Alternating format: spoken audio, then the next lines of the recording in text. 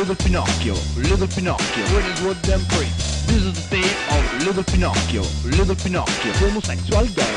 Little Pinocchio, who wanted to die, little Pinocchio, with his wooden priest. Little Pinocchio, who wanted to die, little Pinocchio, homosexual gay. Kiss my ass, little Pinocchio, kiss my ass, wooden priest. Kiss my ass, little Pinocchio, kiss my ass, homosexual gay. This is the fate of little Pinocchio, with his wooden priest. This is the fate of little Pinocchio, homosexual gay. Little Pinocchio, who wanted to die, little Pinocchio, with his wooden priest. Little Pinocchio, who wanted to die, little Pinocchio, homosexual gay.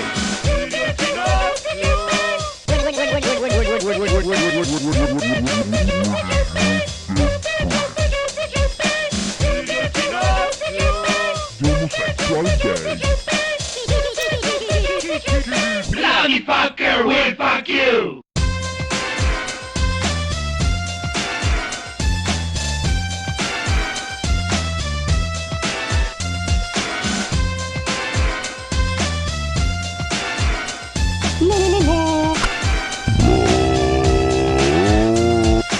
Little Pinocchio!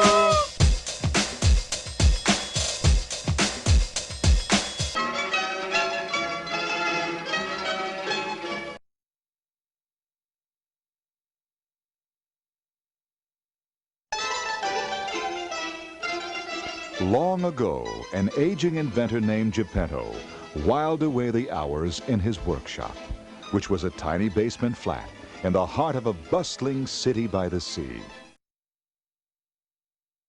Wild. Geppetto was a good, hard-working man, but the toys and gadgets he fashioned were too odd to win his fortune. All were crafted with care, but none were useful enough to gain attention or a patent.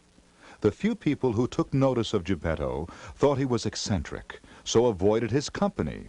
As a result, Geppetto found himself quite alone in life, puttering away with only the tools of his trade for companionship.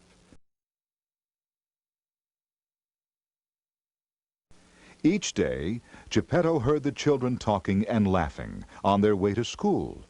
From his little alley window, he could see only their feet as they passed by. Geppetto regretted that he had never married and often wondered what his life would be like if he had a child of his own. To console himself in his loneliness, the inventor decided to construct a marionette.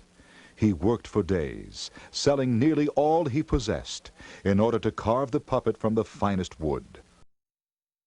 Finally, Geppetto was nearly finished. The last task was to fasten the hinges that enabled the marionette's mouth to move. Exhausted, Geppetto lifted the puppet onto his lap to complete the job, but he had misplaced his spectacles and did not fare well without them. "Oh, bother," said the old man wearily. "Perhaps just a short nap, then I'll finish him. After all, he isn't a real boy. Pity." Having said that, Geppetto's head drooped, and he fell soundly asleep. The great-grandfather clock ticked away the hours, and Geppetto softly snored as the moon rose and shone through his lonely window. In Geppetto's dreams, he was teaching a young boy how to carve. The lad was shaving the wood, while Geppetto looked on proudly, for the boy was his son. Lost in his dreams, Geppetto muttered in his sleep, "Such a fine boy, my dear son Pinocchio." For the briefest moment, the moon shone more brightly, extending its cool fingers into the room to rest on the lifeless puppet, still clutched in Geppetto's arms. Then something most peculiar happened. The wooden body began to quiver.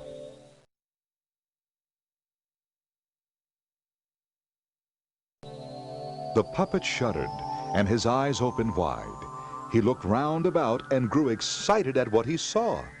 He freed himself from Geppetto's grasp, slid off his lap, then tumbled to the floor in a heap. He would have cried out in pain had his mouth been properly hinged. Instead, he clambered to his feet clumsily, and Geppetto stirred, roused by the noise. Oh, my poor boy, you've fallen. Let Papa help you up. But what am I saying? I am a foolish old man, and you, sorry to say, are merely a puppet. Geppetto stooped to retrieve the puppet, who promptly began to kick and squirm, trying to free himself. It is true. You are alive, my son Pinocchio. Exclaimed the inventor. Speak to me, my boy. Retrieve. Get back. Pinocchio tapped a wooden hand against his imperfect mouth. Geppetto replied, But of course, how silly of me. Come here, dear boy, and let me take care of that for you. Geppetto reached for the tools he needed to hinge the puppet's jaw. But Pinocchio, impatiently waiting to explore the outside world, pulled away from him and ran out the door.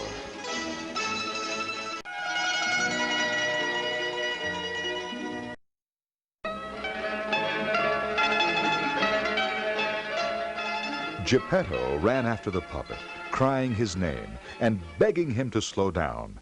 But Pinocchio ignored his creator and ran blindly through the city streets. Stop!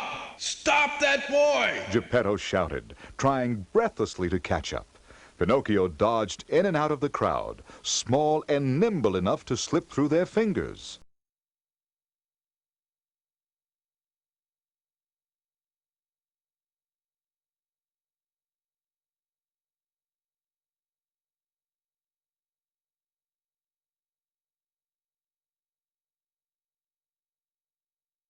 Then, as luck would have it, Pinocchio ran headlong into a burly policeman, who snatched him up and carried him back, kicking and flailing to Geppetto, who began scolding the puppet for running off.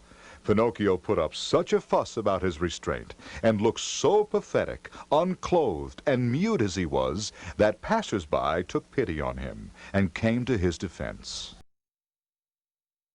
Let the boy alone! One crowd member cried out.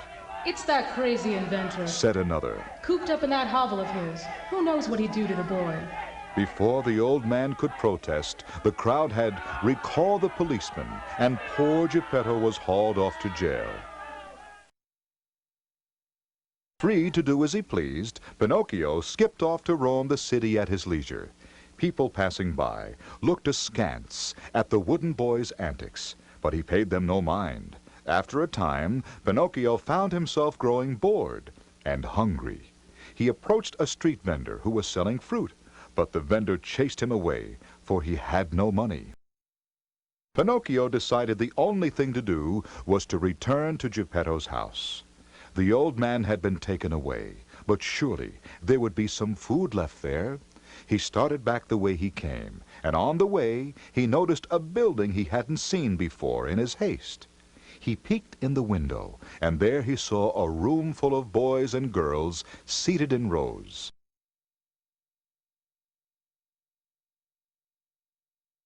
The children were reciting from books they held, and occasionally a stern-looking man called upon one of them to answer a question about a passage they were reading. That's why I found no one to play with, thought Pinocchio. They're all in here, though I can't imagine why. It certainly looks rather dull to me. One boy looked up from his book and caught sight of Pinocchio spying at the window. The boy began to snicker, at which point the schoolmaster admonished him and demanded an explanation for the disruptive behavior. But, sir, The boy cried. there's a silly puppet peeking in at us. A puppet? Exclaimed the schoolmaster. You'd best not be fibbing, son. I don't look kindly on tall tales told by mischievous boys. I'm not fibbing, sir, I swear it. There, look for yourself by the window. The schoolmaster had no intention of doing that. He had no wish to be made a fool of by one of his pupils. Well, pray let the poor puppet in, shall we? Perhaps he can join the class and sit next to you, Mario. He'll soon become a model student, idle enough to be caught gazing out the window, daydreaming instead of minding his lesson. But, sir, The boy protested. That's enough of this nonsense, Mario. Said the schoolmaster sternly. He strode to the back of the room, determined to put the boy straight. As the man approached, he too spied Pinocchio dangling in front of the window, gaping. He marched over to confront the puppet. Pinocchio was filled with dread at the sight of the schoolmaster, who reminded him of the policeman who had taken Geppetto away. The man reached the window. Pinocchio grew alarmed and hastened down the ladder. The puppet was so unnerved, he stumbled on one of the ladder's rungs. The ladder came crashing down, with Pinocchio still attached. All the school children gathered round the window, laughing at the hapless puppet. Pinocchio scrambled to his feet, then ran away as fast as his wooden legs could carry him. Tired, hungry, and aching from his fall, Pinocchio wanted nothing more than the safety of Geppetto's humble workshop.